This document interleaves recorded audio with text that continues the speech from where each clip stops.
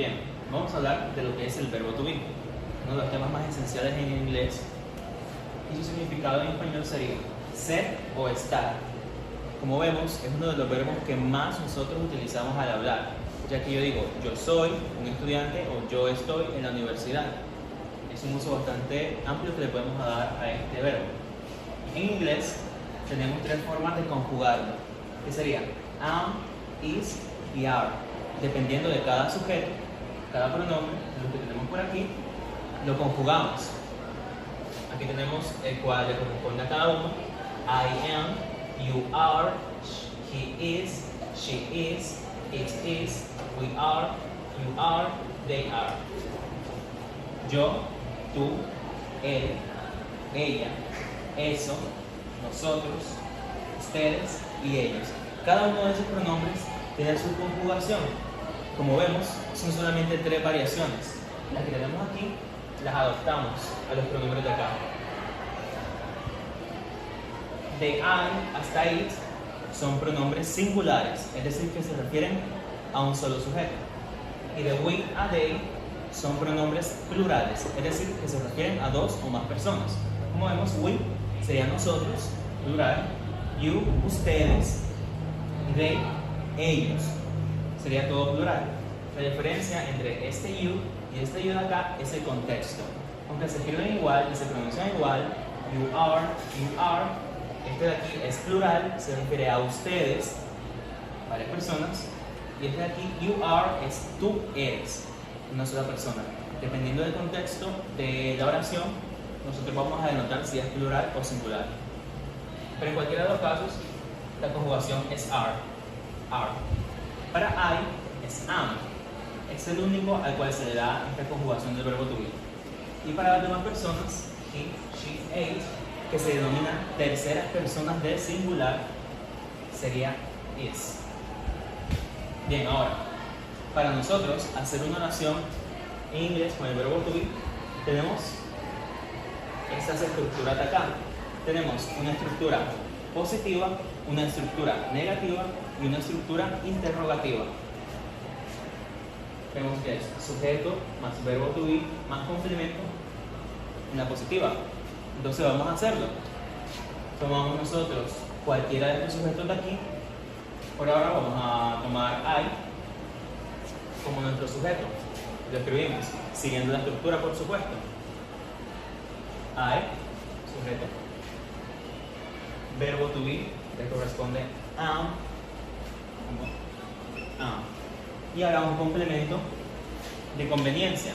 Por ejemplo, I significa yo. Si yo quiero decir en español yo soy un estudiante, lo traduzco en inglés con el verbo to be, ya que yo soy viene del verbo ser, el cual nos corresponde ahora, que sería I am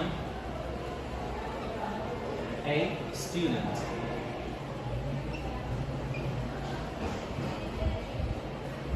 Por supuesto, tenemos que ver cómo se dicen estas palabras de nuestro complemento en inglés, y una vez las sepamos, ya podemos hacer nuestra oración completa, que cumple con la estructura. Vamos a seguir. Subject, que sería el sujeto. Verbo to be, que corresponde a am.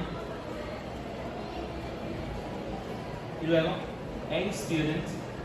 Todo esto corresponde a nuestro complemento. Y como vemos, ya cumple nuestra estructura y tenemos nuestra oración utilizando el verbo to be. Vamos a seguir con la negativa, esta misma oración. Si yo quiero decir que yo no soy un estudiante, solamente hay una cosa que le tengo que agregar, y es esta palabrita de acá, not. Sigo la estructura y miro que siempre se pone el not después del verbo to be, siempre después. Entonces, escribo lo mismo que tenía antes, mi mismo sujeto, I, misma conjugación del verbo to be, am, y luego pongo el not para denotar una negación. Y sigo luego con mi complemento, que ya lo sabemos. Mi complemento es a student, un estudiante.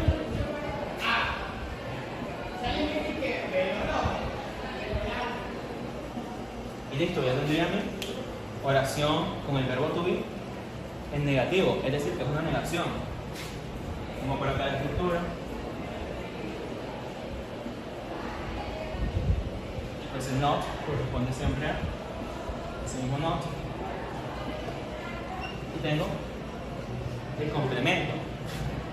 Ahora, esta misma oración de forma interrogativa, es decir, una pregunta. En este caso respondería, si yo aquí dije, yo soy un estudiante, aquí dije, yo no soy un estudiante, en forma negativa, en forma interrogativa me estoy preguntando, ¿soy yo un estudiante? Entonces, la estructura nos dice que ponemos primero el verbo. ¿Cuál es nuestro verbo? El verbo to be con el que estamos trabajando, por supuesto. Aquí nos corresponde am. Entonces pongo primero am, nuestro sujeto, que es I. Entonces sería am I, y luego, por supuesto, el complemento.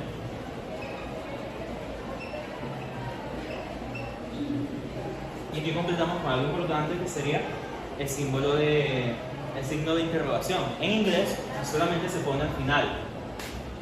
Sabemos que en español nosotros ponemos un símbolo que sería este pero invertido al principio. En inglés no, solamente ponemos signo de interrogación al final. Y ya quedaría nuestra oración. Am I a student?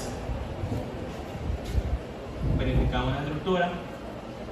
Verbo to be. Verbo to be. El sujeto, que es I, yo. Nuestro complemento, que es el que venimos trabajando desde la primera oración. Y por supuesto, el símbolo de interrogación, signo de interrogación para denotar que es una pregunta. Entonces, de esta forma, habremos completado exitosamente nuestras primeras oraciones utilizando el verbo to be. Teniendo en cuenta estas estructuras, ya podemos simplemente cambiar el sujeto. Ya vemos que yo quiero decir que tú eres un estudiante. Aquí lo que voy a cambiar es el sujeto y la conjugación del verbo to be. Esto se va a quedar igualito porque es el complemento, no cambia. Es decir, yo quiero decir un estudiante. Digo, you are a student. Si quiero decir que él es un estudiante, digo, he is a student. Y así simplemente voy siguiendo la estructura. Si quiero decir que tú no eres un estudiante, digo, you are not a student. Y si quiero preguntar, ¿tú eres un estudiante? Digo, are you a student? Siguiendo esa estructura, puedo conjugar todos estos sujetos simplemente con el verbo to be, dependiendo de su conjugación. Eso sería todo.